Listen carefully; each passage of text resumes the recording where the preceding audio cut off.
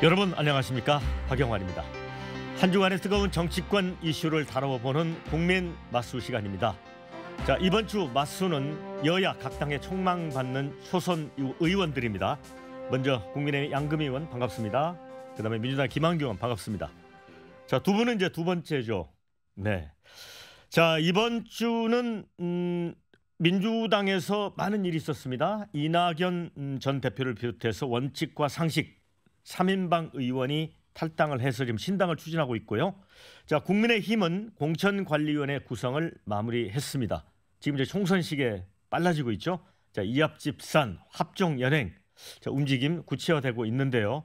자, 첫 번째 주제로 먼저 가보겠습니다.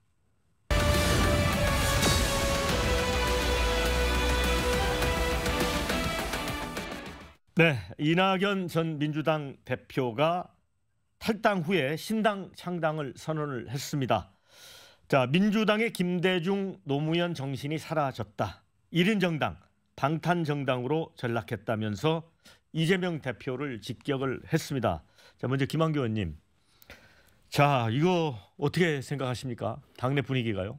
당내에서는 뭐 상당히 안타까워하고 또 뭐 아쉬워하는 분들 있고, 이제 표현은 그렇습니다. 또 격앙되게 또 어떻게 이렇게 친정에 이렇게 부정적인 평가를 하고 나갈 수 있냐, 네. 원망하시는 분들도 많죠.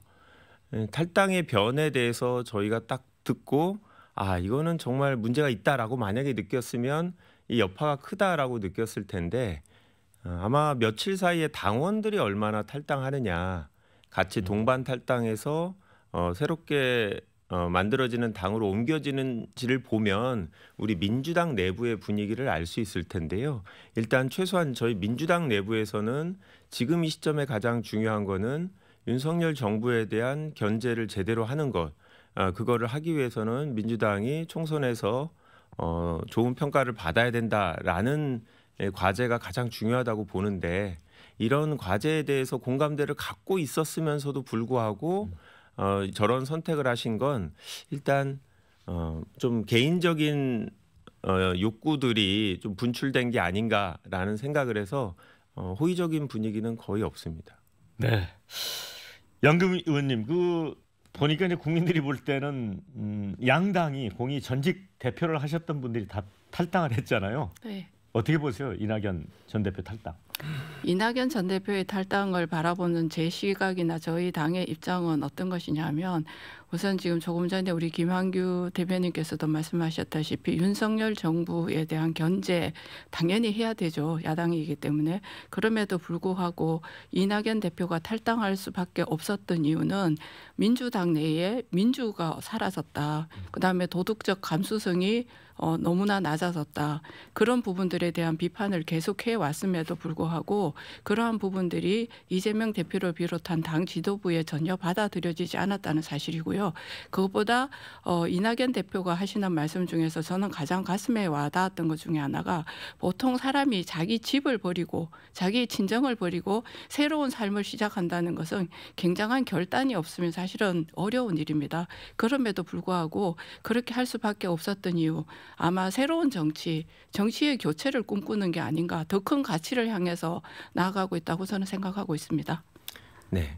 근데 더 큰 가치라는 게 결국은 이준석 전 대표가 만든 당하고 합치는 게 목표가 아닐까 생각이 드는데요. 그게 과연 그 민주진영, 범진보진영에서 활동하신 분이 어떤 가치와 이념을 갖고 이준석 전 대표랑 합치게 될까, 이거에 대해서 저희들이 궁금함이 있는 거예요. 만약에 저희가 추구하지 못하는, 저희가 뭐 문제가 있는 부분에 대해서 이거를 개선할 수 있는 그런 뭐 비전과 전략, 뭐 정책, 이런 것들을 제시하고 있는 분들이라면 뭐 같이 하는 게 이게 경쟁자로서 되게 두렵다, 걱정이 된다, 우리도 빨리 바뀌어야 된다, 이런 느낌이 드는데, 지금은 일단 뭐 총선에서 상위 순번을 받아서 비례대표를 많이 얻으려는, 그러기 위해서 일단은 여러 당 현역 의원들이 정의당보다 많이 모여야 된다, 그래서 합쳐야 된다, 이런 명분을 얘기하시니까 그 원칙과 상식으로 탈당하신 분이 이게 저희 입장에서는 공감이 안 되고, 국민들이 볼 때는 결국 다시 22대에 뭐 진출하기 위해서 그런 거 아니냐라고 보시지 않을까. 그래서 저희 당만이 아니라 정치권 자체가 이렇게 선거 때마다 이합집산하는 게 결국 의석수를 위해서 그런 거 아니냐. 아무리 대의가 있어도 전혀 이제 국민들한테 알려지지 않는 상황에 대해서 문제 제기하는 거고, 저희도 최소한 정치권에 있는 사람들도 이해하기 어려워서 그런 말씀을 드렸습니다. 네. 자, 그런데 이제 궁금한 건 그거예요. 이낙연 전 대표가 이제 탈당을 했는데 민주당 내부에서 추가 탈당이 얼마나 있을지, 이거는 이제 공천 과정과 좀 밀접하게 관련이 있는 것 같거든요. 양 의원님 어떻게 보세요? 저도 그렇게 보는데요. 지금 뭐 원칙과 상식도 이제 탈당을 먼저 선언했고, 그리고 그 다음 날 아마 저 이낙연 대표가 탈당을 선언한 걸로 알고 있습니다. 지금은 각자가 신당을 만들겠다고 얘기를 하고 있지만 결국은 연대할 수밖에 없을 거고요. 그다음에 지금 현재 우리 비례대표제에 관해서 연동형 비례대표제를 그대로 유지를 하느냐 아니면 병립형으로 바뀌느냐에 따라서 또한 이런 부분들에 대한 이합집산도 조금 셈법이 달라질 수 있다고 저는 생각을 하고요. 그리고 아까 조금 전에 말씀하셨다시피 이준석 대표와 관련한 연합의 정치적 연합의 연대의 관계에 있어서는 지금 현재 이낙연 대표 신당에서는 아마 연대를 강력하게 이야기하고 있지만, 이준석은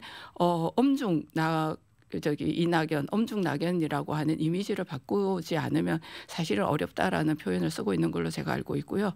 그럼에도 불구하고 저는 정치가 조금 더 발전하기 위해서는 기존의 정치권에 대해서 비판하고 하는 세력들이 나타난다고 하는 그런 부분에 대해서는 저희가 너무 그렇게 비판적으로 받아들일 건 저는 아니라고 생각합니다. 그러니까 현실적으로 몇 분이 더 나가실까? 그러면 나가시려면 뭐 명분이 아주 훌륭해서 따라 나가려면 지금 따라 나가는 게 맞을 거고, 근데 네. 그런 분들은 별로 없고, 그러면 두 번째는 현실적으로 본인이 민주당에서 계속 정치하기 어렵다. 그러니까 쉽게 말하면 이제 공천을 못 받을 것 같으면 나갈 수도 있죠.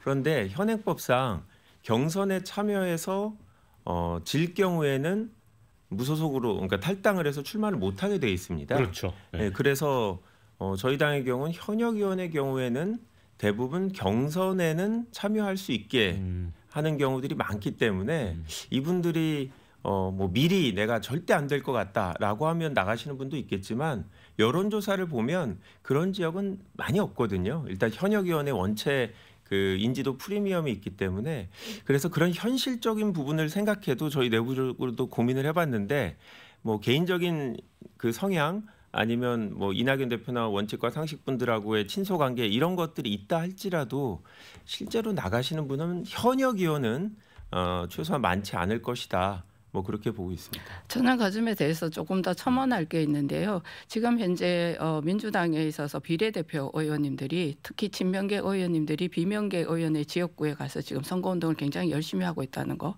그다음에 또 이재명 대표의 특보단 중에 자객공천이라는 표현을 쓰면서 비명계 의원의 지역구에 지금 나가려고 준비를 하고 있다는 거.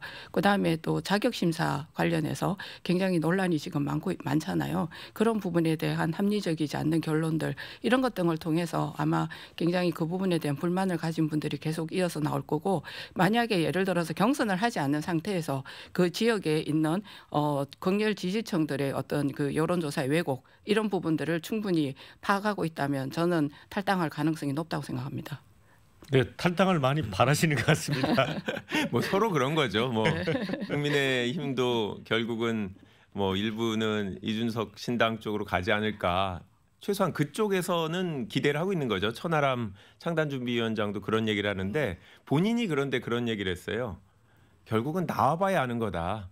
민주당에도 원칙과 상식 네 분 중에 윤영찬 의원님이 탈당을 안 했기 때문에 본인들도 마찬가지로 현역 의원이 한 10분 정도 나올 거로 기대를 하는데, 국민의힘에서 네. 그건 지켜봐야겠다라고 하는 것은 각 당에서, 국민의힘이나 민주당에서 현역 의원 이탈을 최소화하기 위해서 지금부터 노력을 하겠죠. 당연히. 네, 당연히 그렇게 해야 된다고 생각하고요. 그 윤영차 의원이 탈당하지 않은 데는 현실적인 이유도 있고, 또 그 주위에서 아마 친문 계통에서 굉장히 많이 말리신 걸로 네. 알고 있는데, 현건택 그 변호사의 이 성희롱 문제 때문에 아마 다음번에 공천받기 힘들 거라고 하는 것도 굉장히 크게 작용하지 않았을까 생각합니다. 그런데 이제 추가 탈당 여부와 관련해서는 윤영찬 의원이 이제 잔류했다는 것과 관련해 보면 규모가 작을 수도 있다라는 분석도 있더라고요. 왜냐하면 아까 말씀하셨지만 문재인 전 대통령이 나선 거 아니냐 뭐 이런 얘기도 있고 어떻게 보세요? 그럼? 제가 문재인 정부 청와대 출신이니까요. 뭐 저희들끼리 뭐 모임도 있고 아무래도 문재인 대통령의 정부에서 같이 근무를 했는데 특정 행보를 따로 보이게 되면 전체적으로 부정적인 평가를 받을 수도 있고 그래서 많은 의원들이 제가 알기로는 각자 설득을 되게 많이 한 것 같고요. 뭐 아까 말씀드린 명분 면에서도 얘기했지만 실제로 우리가 같이 오랫동안 정치를 해왔던 사람인데 여기서 찢어지면 안 되는 거 아니냐 뭐 이런 요구도 했고 뉴스에 나온 대로 뭐 전직 비서실장을 포함해서 여러분들이 말씀을 하신 것 같고 윤 의원님이 아까 말씀드린 현근택 부원장님 사건 생기기 전부터 뭐 고민을 하고 마음이 흔들렸다라는 건 조응천 의원님나 뭐 이현욱 의원님들이 방송에서도 얘기를 하신 부분이라서요. 뭐 당연히 그런 결정에는 여러 가지를 다 고려하셨겠지만 뭐 저희 개인적으로는 윤영찬 의원님이 남아 있게 된 데 대해서 되게 다행으로 생각하고 또 사실 네 분이 다 나가는 거는 사실 당에서도 부담이 됐을 거예요. 지도부에서도 이제 그런 면에서 윤영찬 의원님이 남아서 뭐 총선을 치르게 된 게 다른 의원들한테도 영향을 미치지 않을까 뭐 그렇게 생각하고 있습니다.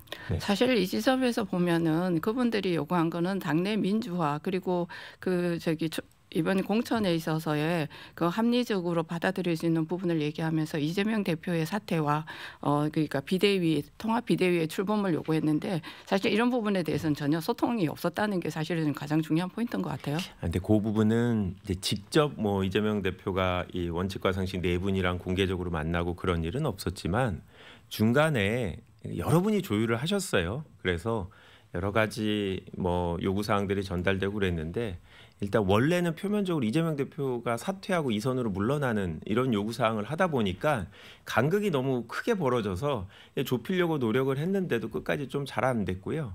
뭐 문재인 정부 청와대에 있던 분들 중에도 이재명 대표랑 아주 가깝고 당 지도부에 계신 분들이 있어서 정말 며칠 전까지 열심히 노력한 걸 저희가 봤는데 좀 아쉽고 뭐 하여튼 추가적인 탈당이 없도록 당에서도 뭐 하여튼 그분들이 뭐 불만이 갖고 있는 분이 계시면 할 수 있는 한 최대한 노력하도록 지도부도 그렇겠지만 다른 의원들이 지도부에 그런 요청을 되게 많이 하고 있는 상황입니다. 저는 그 지점에서 굉장히 중요한 게 하나가 빠졌는데요. 저는 가장 쉽게 할 수 있었던 강성 지지층들 있지 않습니까? 그 사람들의 어떤 태도와 행위에 대한 문제들을 대해서 굉장히 선을 긋는 게 필요했다고 생각하는데 그 부분이 제대로 되지 않았다는 게 굉장히 중요한 포인트이기도 합니다. 네. 그런데 이제 이낙연 전 총리, 전 민주당 대표의 경우는 이번 탈당으로 이제 정치 생명을 걸었다고 볼 수 있잖아요. 그런데 탈당 명분이 약하다 하는 지적도 있거든요. 왜냐하면 이런 사당화 문제나 이재명 대표 사법 리스크 문제 이런 것들은 이미 오래전에 대선 직후에 이제 거론이 됐는데 그동안 가만히 있다가 너무 좀 발동을 늦게 건 거 아니에요? 이런 얘기도 있어요. 그러니까 이낙연 대표는 현실 지금 정치를 떠났다고는 할 수 없는데 일단 현역 국회의원이 아니다 보니까 뭐 당내에서 공개적으로 문제 제기할 기회는 없었고 언론이나 아니면 주변 정치인들을 통해서 그런 얘기를 하신 거는 맞습니다. 여러 경로로 당에 전달되고 그런 거는 맞는데요. 아무래도 다른 의원들의 동참을 얻기가 지금까지는 좀 어려웠던 것 같고 총선 전에 이렇게 지형이 흔들릴 때 이번 기회에 본인의 뜻을 밝히고 여러 의원들을 섭외를 하시려고 뭐 했던 것 같고요. 본인이 총선에 불출마하겠다라고 얘기를 해서 이제 본인은 나름 개인적인 이익을 위한 게 아니다라고 말씀하시고 주변 분들한테 직접 들어봐도 뭐 본인이 현실적으로 다시 선출직으로 되게 어려울 수 있다라는 생각을 하시는 것 같아요.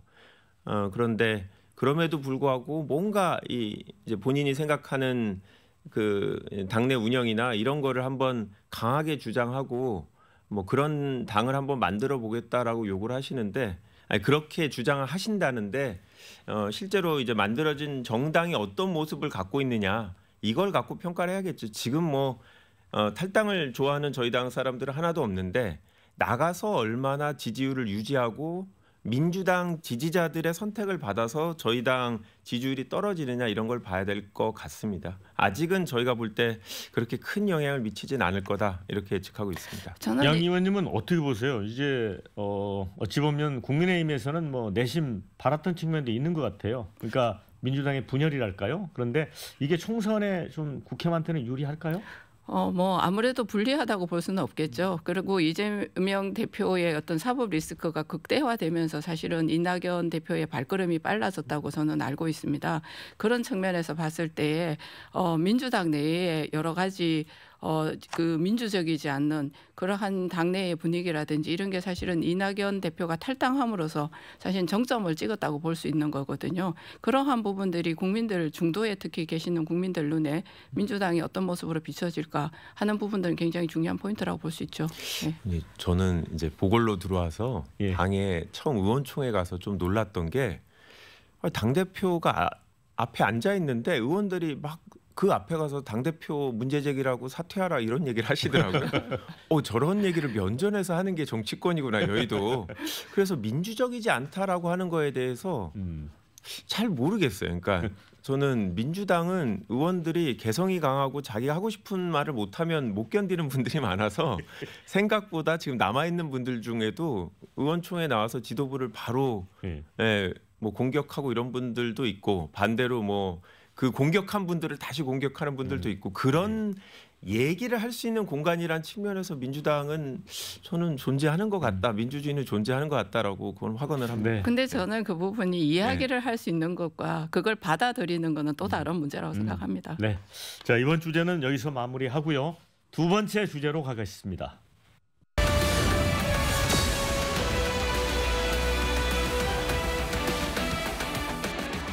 네. 국민의힘은 지금 이제 공천관리위원회를 구성을 했죠. 자, 공천에 칼자루를 쥐고 있는 분들입니다. 10분인데, 자, 이 중에 반이 이제 법률가 출신이고요. 특히 이제 친윤, 뭐 찐윤 이렇게 얘기를 하던데 이철규 의원 들어간 점이 눈에 띕니다. 먼저 양금 의원님. 네. 그래서 이게 용산발 공천을 확정하려는 움직임이 아니냐. 이렇게 당내 그런 주장도 있더라고요. 그거는 일부의 주장인 것 같고요. 사실은 저는 이번에 그 인재영입위원장을 사직을 했다가 다시 한동훈 비대위원장이 공동위원장으로 같이 임명을 했잖아요. 네. 그러면서 공관위에 들어가시겠구나. 저는 그때 짐작을 좀 했었는데 사실은 저는 들어가신 건 굉장히 잘된 일이라고 생각합니다.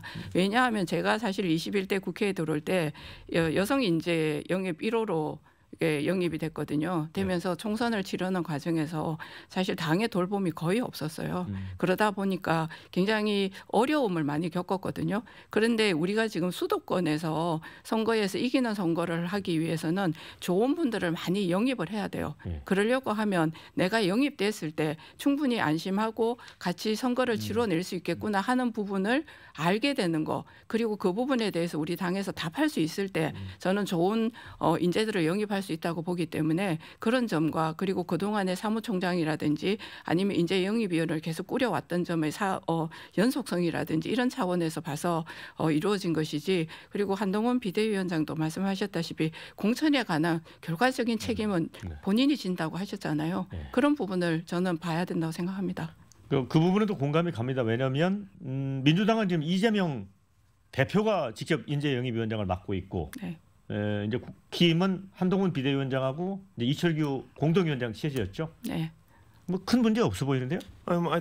말씀하신 그 두 가지 측면, 업무의 연속성, 그 다음에 뭐 결국은 한동훈 비대위원장이 책임진다. 이 두 가지를 말씀드리면 업무의 연속성은 결국 한동훈 비대위원장이 오기 전에 했던 작업들이 기초 자료로 이제 올라간다는 건데요. 당시에 뭐 소위 윤핵관 얘기가 문제가 됐을 때 이미 했던 일들인데 그러면 당시에는 대통령실이 과연 아무런 어떤 영향을 미치지 않았겠느냐 그거에 대해서 저는 뭐 명확하게 아니다라고 생각이 들지는 않거든요. 이제 그런 우려가 있는 거죠. 기초 자료 자체가 약간 그 윤심이 들어가 있을 수 있다라고 하는 거고요.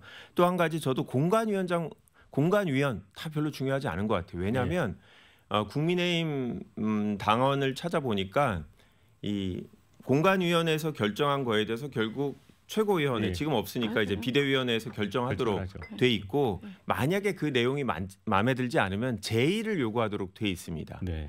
그리고 어차피 위원들도 지도부에서 선임할 수 있는 거라서 결국은 한동훈 비대위원장이 책임지고 하는 거거든요.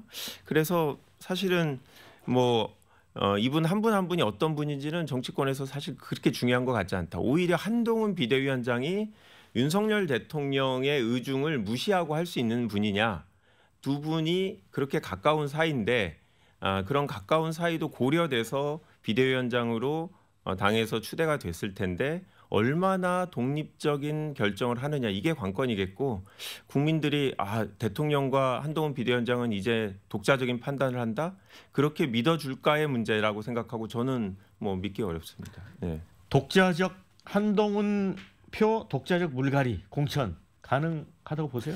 저는 가능하다고 보고요. 그리고 저기 야당이 아니라 저희는 여당입니다. 사실 민주당도 여당일 때 청와대에 문재인 대통령하고 전혀 소통 없이 저는 공천을 하지 않았다는 걸 알고 있었거든요.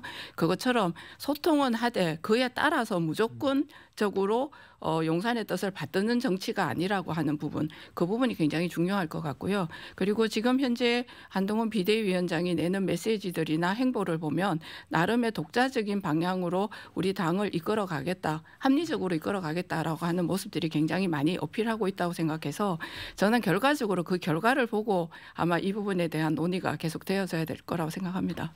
근데 그럼에도 불구하고 이제 용산 대통령실 출신의 뭐 행정관, 비서관 이런 분들, 그다음에 이른바 검핵관이라고 흔히 칭하는 이 검사 출신들 이런 분들이 사실 영남 이 꽃길을 걸을 수 있는 지역에는 많이 포진돼 있거든요. 그래서 이제 그런 얘기가 나오는 것 같아요. 그러니까 결국 공천 과정에 문제가 있는 거죠. 대통령실에 근무하던 분들이 당연히 정치할 수 있죠. 국회의원 할 수 있는 거고 검사 출신도 마찬가지입니다. 그런데 이미 지금 300명 중에 검사 출신이 11분인가 13분 정도 있는데요. 이번 정부에서 검사 출신의 장관급 차관급까지 포함해서 이런 자리를 했던 분들이 한 6, 7분이 또 총선에 나오시고 계세요. 그 외에 그냥 일반 검사 출신들은 훨씬 더 많고요.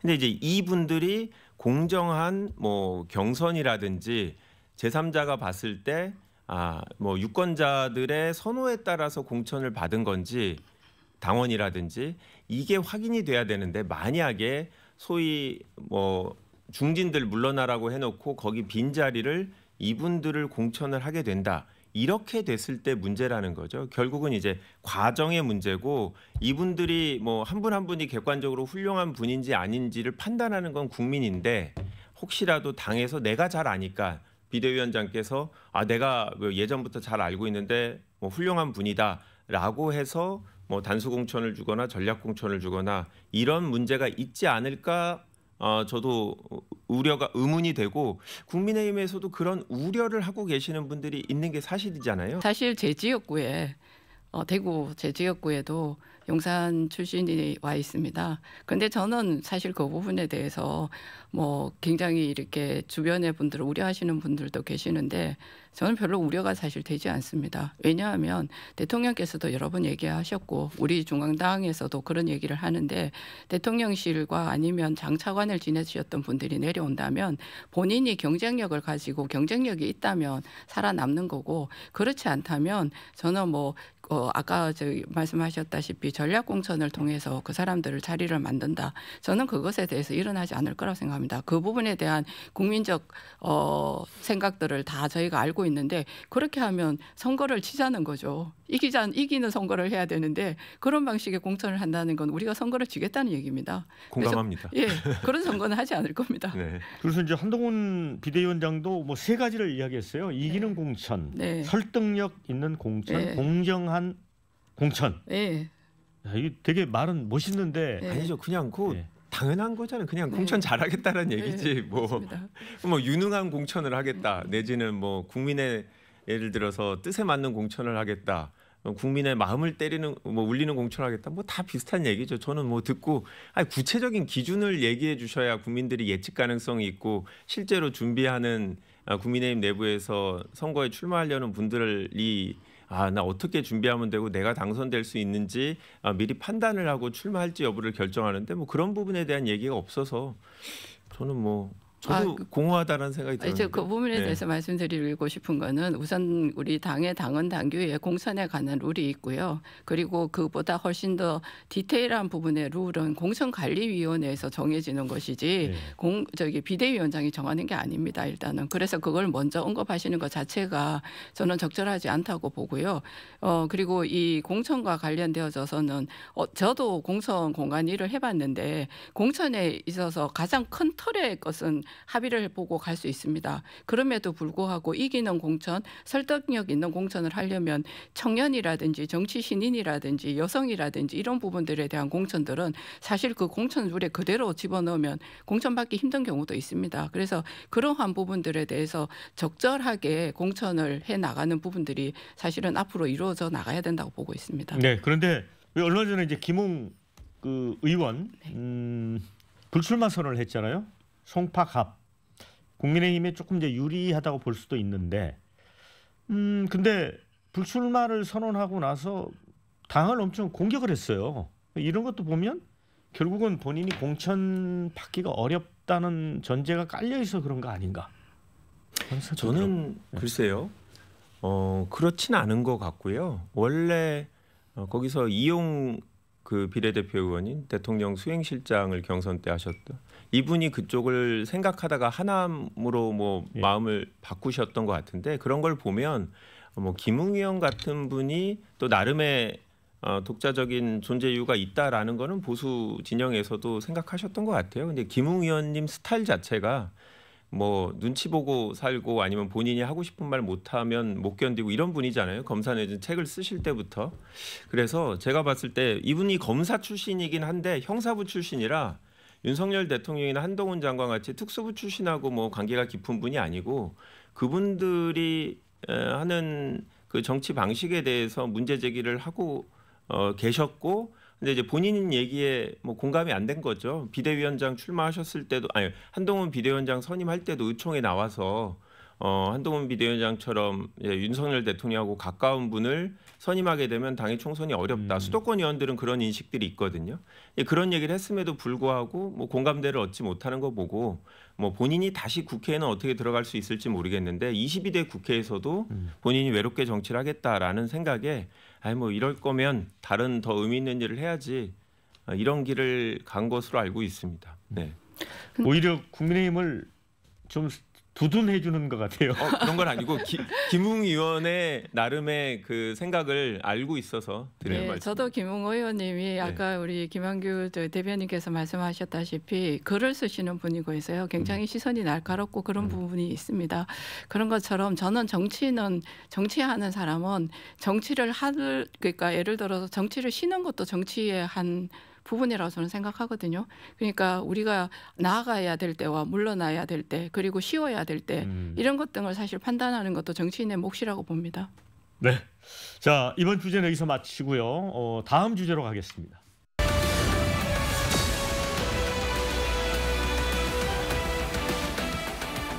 네, 민주당 이재명 대표 피습 사건 정말 일어나서는 안 될 그런 일이었습니다. 자, 경찰이 이제 수사 결과를 내놨는데 민주당이 이 부실 축소 수사다. 그래서 이제 특검 국정조사까지 지금 꺼내고 있습니다. 먼저 김한규 의원님, 무엇이 문제입니까? 가장 간단한 사실부터 얘기하면 경찰이 민주당의 이 피습범의 당적을 확인하는 요청을 공식적으로 했거든요. 그래서 영장을 발부해서 가져갔잖아요. 양당에서 그렇게 언론 보도가 나왔는데 그 내용은 공개하지 않고 있습니다. 그게 수사에 필요했기 때문에 영장까지 발부해서 그 정보를 가져간 건데 왜 공개하지 않느냐. 근데 현행법상 공개할 수 있는 요건이 있거든요. 특정 강력범죄 사건 같은 경우에는 공개를 할 수 있고 일정한 요건이 해당되면 가능합니다. 저는 뭐 이 건 같이 이제 잔인한 범죄, 사실은 사람을 죽이려고 했던 범죄라고 생각하기 때문에 충분히 경찰이 판단에 따라서 할 수 있는데 하지 않고 있다라고 보는 거고요. 저는 이게 무슨 어떤 이유 때문에 경찰이 이런 결정을 한지 모르겠는데 최근에 있었던 다른 어떤 정치인에 대한 피습 사건이라든지 아니면 중대 유사한 살인미수나 아니면 중상해죄의 경우에는 공개들을 했기 때문에 경찰이 정치적인 고려를 하는 게 아닌가 싶고요. 이게 야당 대표만이 아니라 사회에서 어떻게 보면 많은 분들이 알고 계신 공인분들 그리고 뭐 중요한 일들을 하시는 분들의 사항은 국민적인 정관심사가 되는 거고 전 세계적으로 만약에 다른 나라에도 최대 다수당의 당수가 이런 일이 당했는데 경찰이 우리가 알아서 수사를 할 테니 국민들은 나중에 재판 과정에서 정보를 들으세요라고 하는 게 상식적일까? 저는 너무 경찰이 정치적인 선거를 수사를 하고 있다. 그런 의구심이 들고 있습니다. 정당법에는 그렇게 취득한 개인 정보를 뭐 수사 과정에서는 활용할 수 있는데 정당법에서는 공개하면 안 된다 이렇게 돼 있긴 해요. 그러니까 거기에 대한 예외가 특정 강력 범죄에 관한 처벌법 8조의 2에 보면 그 공개 요건이 있습니다. 잔인하고 중대한 피해가 발생한 특정 강력범죄 사건, 이거는 살인미수구 때문에 특정 강력범죄 사건에 해당이 되고요. 유사한 사건의 경우에 이건 할 수도 있겠죠. 저는 이거 잔인한 사건이라고 생각합니다. 그리고 중대한 피해가 발생한 거죠. 사람이 꼭 뭐 살인미수 사건은 살인미수 사건도 이 범죄에 해당이 된다라는 건 미수인 경우에도 공개할 수 있기 때문에 이 법이 만들어진 거거든요. 그래서 뭐 충분히 할 수 있는데 또 한 전례가 있다라고 말씀을 드립니다. 자, 그런데 이제 저도 이제 토론을 해보면 이게 이제 정당을 이제 공개했을 경우에 지금 이제 이 사건이 극단적인 적대 정치, 진영 정치에서 이제 나온 건데 예를 들어 이제 국힘 당원이었다. 그러면 예를 들어 배우가 그런 국힘이냐 이렇게 주장할 수도 있고 또 민주당으로 나오면 자작극 아니냐 이게 이제 일부 강성 유튜버들이 주장하는 거예요. 오히려 그런데 잘못 활용되는 거 아니냐 이런 지적도 있어요. 저도 그 지점을 굉장히 지적하고 싶은데요. 사실은 뭐 그냥 유튜버들이나 이런 분들이 그런 지적들을 하시는 부분에 대해서는 사실 우리가 뭐 여기서 토론을 할 이야기는 아닌 것 같은데 지금 민주당의 최고위원과 그다음에 제가 김성주 의원이나 이런 분들이 심지어 나서가지고 그 사람의 어떤 그 범죄의 사실을 우리가 결국은 대통령이나 한동훈 위원장까지 끌어들여서 그쪽에서 사주한 게 아닌가 이런 식의 형식의 발언들을 지금 계속하고 있단 말이에요. 그러니까 이거는 초등학생이 생각해도 그런 논리가 성립되지 않음에도 불구하고 지금 현재 특히나 공당의 현직 국회의원이 그런 표현들을 최고위원까지 쓴다고 한다는 것은 굉장히 적절하지 않습니다. 부적절한데 그러한 부분들이 지금 계속되고 있고 그리고 또 한 가지 또 지금 야당의 제가 문제라고 지적하고 싶은 부분은 뭐냐면 우리 당에서는 지금 현재 예를 들어서 업무론과 관련되어지는 내용들이 나오거나 정치적 혐오와 관련되어지는 부분이 나오면 한동훈 비대위원장이 아예 선을 딱 그었습니다. 그거는 그렇게 하면 안 된다고 얘기를 하고 있는데 지금 민주당은 공당 내에서 현직 의원의 이런 발언에 대한 제지라든지 뭐 이런 게 전혀 나오지 않습니다. 그렇다면 이게 그럼 민주당의 공식적인 이 생각이냐 이런 부분에 대한 저는 의문이 사실 들거든요.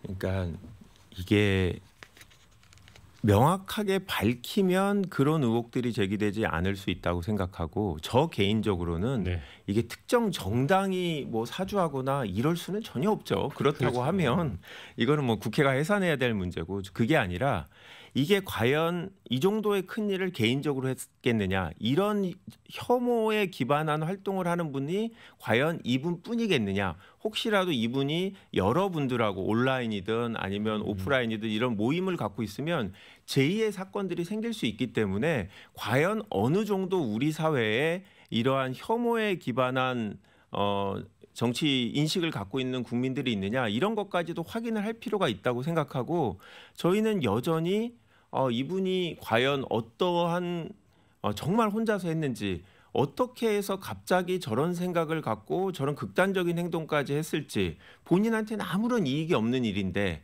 이런 거에 대해서 최소한 국민들이 궁금한 증을 갖고 있는 걸 해결해야 된다고 생각하고 약간 정치적인 성향은 다르지만 일본의 아베 신조 총리가 피살됐을 때 이 가해자가 어떤 사람이고 어떤 동기로 했는지 국민들이 이제 다 아는 거죠. 뭐 종교적인 정치보다는 종교적인 이슈 때문에 그런 건데 이런 부분에 대해서 우리가 정확하게 알아야 되는데 유서의 경우도 공개하면 뭐 피의사실 공표죄가 될 수 있다라고 얘기하는데 피의사실 공표에 해당되지 않을 수 있는 아까 말씀드린 법에 따른 예외적인 조항을 통해서 정보를 전달한다면 가능할 수 있는 부분이 있고 본인이 또 동의를 하면 되는 부분도 있거든요. 그래서 저는 너무 이거를 꽁꽁 감추어서 경찰이 감춰서 괜히 정치권으로 이게 이슈가 됐기 때문에 그냥 일반적인 어느 정당의 정치인인지 생각하지 말고 사회적으로 공인이 이러한 어떤 혐오 범죄, 증오 범죄에 따라서 심각한 피해를 받았다라는 전제하에서 보시면 이 사건 수사가 조금 더 투명할 수 있다라고 생각이 듭니다. 양 의원님, 뭐 실제로 이제 일부 국민들도 경찰 수사가 뭔가 좀 답답하다 이렇게 이야기하는 사람이 사실 많이 있어요. 네. 그런 측면에서 민주당이 이게 이제 의구심이 해소가 안 되면 뭐 국정조사, 뭐 특검까지 언급을 하고 있으니까 이 사건이 이제 검찰에 송치가 됐지만 경찰이 추가 수사할 수도 있고. 저도 그렇게 당 차원에서도 생각합니다. 그렇게 해야 되는 거 예. 아니에요? 저는 지금 이제 뭐 경찰이 사실 수사할 때 뭐 심지어는 뭐 최고위원께서 거기 현장에 있었던 거즈라든지 이런 것들을 수고를 뭐 안 하고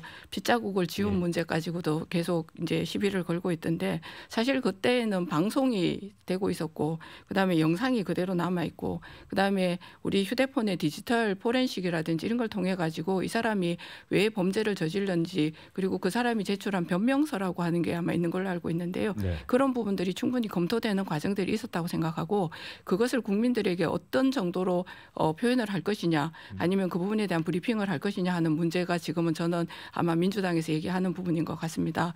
경찰의 수사 부분에 미진한 거 만약에 있다면 미진한 부분이라든지 아니면 또 브리핑에 있어서 미진한 부분이 있다든지 이런 거는 검찰 지금 현재 검수완박법 만들면서 검찰에 이 자료가 넘어갔을 때 아까 얘기했듯이 추가 보강 수사를 얘기하거나 그런 부분에 대해서 얘기를 할 수 있다고 생각하는데 그런 부분들은 저는 조금 더 지켜봐야 된다고 생각하지만 계속해서 이게 정오나 혐오 범죄의 특성이 뭐냐 하면 이게 사회적으로 계속 이야기가 될수록 정폭해서 커지면서 모방 범죄라든지 이런 것 등을 만들어 갈 수 있는 굉장히 그런 가능성도 있기 때문에 이러한 부분에 대한 우려도 저희는 생각해야 된다고 생각합니다.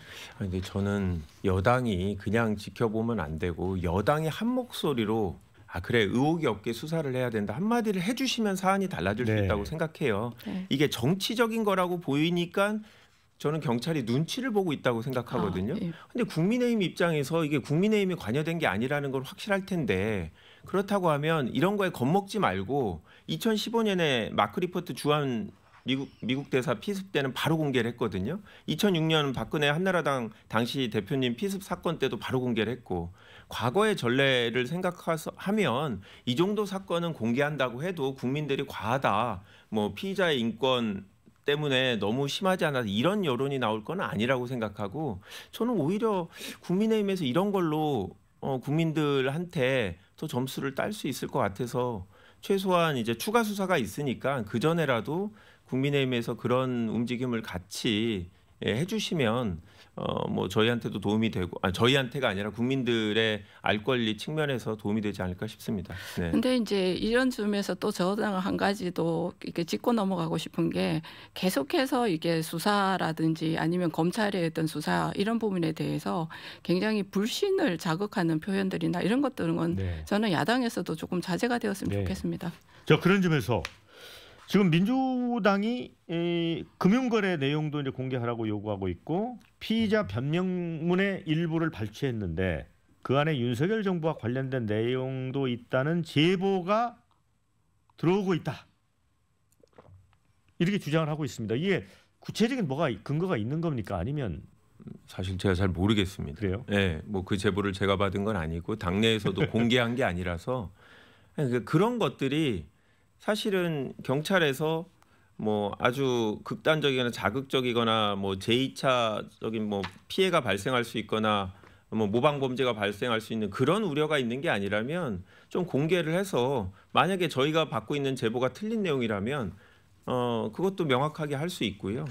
이제 그런 점에서 국회 내에서도 뭐 소속된 정당 내에서도 잘 모르고 있으니 이제 궁금한 거죠. 그래서 뭐 저희 정치권에서 이게 어느 정도까지 저런 징후가 퍼져 있는지 그게 이제 민주당 전체에 대한 왜냐하면 민주당이 집권하면 뭐 공산화된다 뭐 이런 생각을 갖고 있는 분 아니냐라는 일각의 얘기가 있는데 그렇다고 하면 뭐 이재명 대표에 대해서 추가적인 다른 제3자에 의한 범행이 있을 수도 있고 이런 분들을 고려하면 저희는 지금 뭐 금융거래 정보는 제가 잘 모르겠는데 다른 정보들은 아까 말씀드린 대로 공개를 하는 게 불필요한 의혹 그리고 불필요하게 사람들이 과도하게 어떤 예를 들어서 보안이라든지 경호라든지 이런 걸 하면서 정치인들과 국민들 간의 관계를 멀게 하는 이런 일을 피할 수 있지 않을까.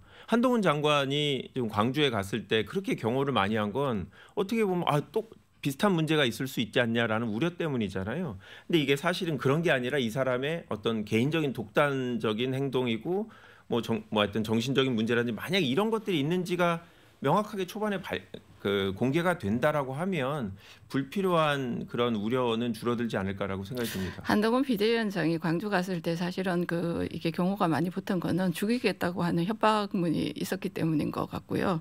그다음에 저도 이제 지금 대변인께서 말씀하셨던 부분에 대해서 일정 부분 공감하는 부분이 있는데 그러려고 하면 사실은 야당인 공당에서 국회의원이라고 하는 신분에서 할 수 없는 음모론적인 표현이나 그러한 얘기들을 사실 안 해야 되는 거죠.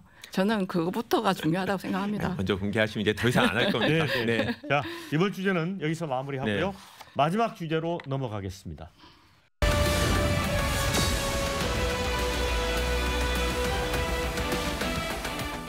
자, 이준석 개혁신당 정강정책위원장 또 이낙연 전 민주당 대표, 금태섭 새로운 선택 공동대표 등이 얼마 전 양양자 의원 출판 기념회에서 이제 모습을 드러냈습니다. 그래서 이 소수의 신당 즉 F4가 4개에 이르는 이 작은 신당들이 하나의 합체로 만들어질지 조립이 될지 이게 지금 관심사입니다. 자, 먼저 김한규 의원님 어떻게 보세요? 저는 만들고 싶어 하시는 것 같아요. 다 만들고 싶어 하는데 아까 의원님께서 말씀하셨다시피 이준석 전 대표의 입장은 약간 뭐 선별해서 뜻을 같이 하겠다 이런 거 같단 말이죠. 네. 그리고 실제로 이분들이 지역구에서 당선될 가능성보다는 비례대표로 당선될 분들이 몇 분 계실 것 같은데 그 자리를 놓고 당 간에 어떻게 할당이 되느냐 이건 되게 미묘한 문제고 어떻게 보면 동력을 잃을 수도 있는 문제이기 때문에 서로 양보하기가 어려운 문제거든요. 그런데 저는 민주당 출신으로 좀 자존심 상하는 게 저희 당에서 나가신 분들은 좀 하고 싶어하는 의지가 보이는데 이준석 대표가 뭐 좀 보고 검토하고 이런 얘기를 하니까 저런 상황에서 꼭 우리 당 출신이 국민의힘 출신이 만들려는 당에 가서 저렇게 정치를 하셔야 되나라는 좀 자존심이 좀 상하고요. 저는 이게 저희 당 지지자들도 마찬가지일 것 같아요. 이런 상황이라면 뭐 굳이 저쪽 당에 가서 정치를 하겠다는 분들 이분들을 지지해야 되나라는 생각이 들 것 같아서 지금부터는 정치인들이 그런 뭔가 셈법을 갖고 서로 싸우는 모습, 고민하는 모습, 시간 끄는 모습이 국민들한테 되게 부정적으로 작용할 여지가 있고 지금의 지지율보다 더 올라가기보다는 좀 내려갈 우려가 있지 않나 뭐 이런 생각이 듭니다. 저도 같은 생각이에요. 사실은 이게 화합적으로 결합하기는 저는 불가능하다고 보고요. 가치 지향이 전혀 다르거든요. 그래서 이제 물리적으로 아까도 제가 얘기했듯이 병립형이 됐을 때 비례대표를 받을 수 있는 표의 퍼센티지하고요. 연동형이 됐을 때 받을 수 있는 퍼센티지가에 따라서 다르거든요. 그리고 병립형이 되면 한 7%가 넘어야지 사실 의석이 한 자리가 생기는데 연동형 같은 경우는 한 3% 조금 넘으면 되는 걸로 제가 알고 있습니다. 이런 점까지 고려해서 아마 그런 부분에 대한 연대가 이루어질 거라고 생각을 하고요. 그다음에 이제 아까 우리 대변인께서 자존심 상한다고 얘기하셨는데 그 부분은 어떻게 보냐면 다른 분들은 지금 사실 F4 후보 중에서 이준석 전 대표를 제외한 다른 분들은 조금 그러니까 나이배가 좀 올라가 계시는 거고 여기는 지금 젊은 층을 대상으로 하고 있기 때문에 우리나라 지금 정치의 구조상으로 보면 청년 정치에 대한 구애를 해야 되는 그런 부분들이 있어서 그래서 그런 거라고 저는 생각하고 있습니다. 네, 이 정치는 일반적인 산수하고는 좀 다르다는 얘기가 있어요. 그러니까 네. 각계 신당이 뭐 1+1+1이 이제 3이 되는 게 이제 산수인데 이게 이제 100이 될 수도 있고 또 꽝이 돼서 0이 될 수도 있잖아요. 네. 아까 말씀하셨던 가치지향, 지금 뭐 외교, 안보, 노동 이거를 어떻게 또 그거를 하나로 모을지 진짜 이게 어려운 거 아니에요? 그러니까 선례가 있죠. 예. 2018년 지방선거 전에 국민의당하고 바른정당이 합쳐서서 바른미래당이 생겼습니다. 네. 당시에 이제 수도권에서 20% 이상 지지율이 될 거다. 왜냐하면 각 당의 지지율을 합하고 예. 말씀하신 대로 시너지 효과 아니면 뭐 컨벤션 효과 이런 것 때문에 산수죠. 수도권에서는 20% 이상 올라갈 거다라고 했지만 우리 기억하시겠지만 2018년에 당선된 뭐 기초단체장 이상의 바른정당, 바른미래당 분들은 거의 없거든요. 지금도 사실은 비슷하죠. 민주당에서 일부 나온 세력, 또 보수정당에서 일부 나온 세력들이 합쳤다라는 거는 총선은 아니었지만 어떻게 보면 비슷한데 그때도 바른정당이 선거에서도 큰 역할을 내지 못했지만 그 이후에 당내에서 엄청나게 싸웠죠. 안철수 대표와 이준석 대표의 앙금이 그때 시작된 거고. 근데 왜 그러냐면 이분들이 무엇을 지향하는지 이게 분명했던 거죠. 냈던 얘기는 양당의 정치에 대해서 혐오하는 이런 분들을 대상으로 본인들은 새로운 정치를 하겠다고 했는데 나중에는 무슨 말까지 나왔냐면 극중주의다. 가장 가운데 있는 정치. 그거는 양당이 움직이면 이분들의 가치 지향도 겹치지 않게 하려고 따라 움직이는. 이러다 보니까 나중에는 점차 힘을 잃었기 때문에 이분들도 그런 선례가 있어서 이준석 대표가 바른미래당 출신이기 때문에 나름의 가치 색깔을 분명하게 하고 싶어 하는데 이게 다른 정당하고 빅텐트를 하게 되면 그것들이 희미해지지 않을까. 그래서 이준석 대표도 고민을 하는 것 같고 그래서 저희가 볼 때는 생각보다 정치권에 미치는 영향이 크지 않을 수도 있다 이렇게 보고 있습니다. 그러니까 바른미래당이 이제 안철수, 유승민 그게 또 긍정적인 측면에서 보면 약간 영호남 세력이 뭉치는 듯한 그런 효과도 있었지만 2년 만에 그냥 포마처럼 사라져 버렸어요. 네. 그렇다고 보면 저희도 이제 계속 같이 이야기를 하는데 지금 신당을 만들겠다라고 하는 것만 나와 있지 신당이 어디를 지향해서 가겠다고 하는 건 아직까지 발표된 게 거의 없는 걸로 알고 있습니다. 각 당 이제 본인들이 탈당한 당에 대한 불만에 대한 내용만 계속해서 집중적으로 언론에 부각이 된 걸로 제가 알고 있고요.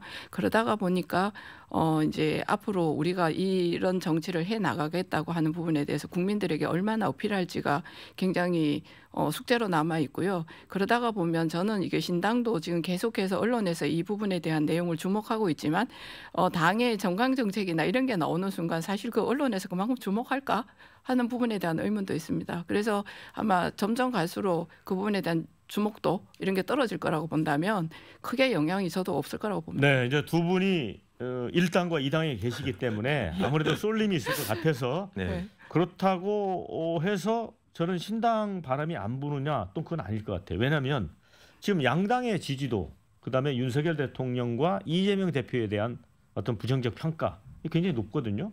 그다음에 극단 정치, 진영 정치의 피로 증상도 있고 그리고 이준석 신당 같은 경우도 어떤 정책 대안을 먼저 내면서 좀 새롭게 변화된 모습도 있고 또 당비를 내는 당원도 많이 모았다는 거 아니에요. 근데 두 분이 너무 좀 부정적으로 보는 것 같아서 또 약간 위험 요소 있지 않아요? 그러니까 위험 요소 있죠.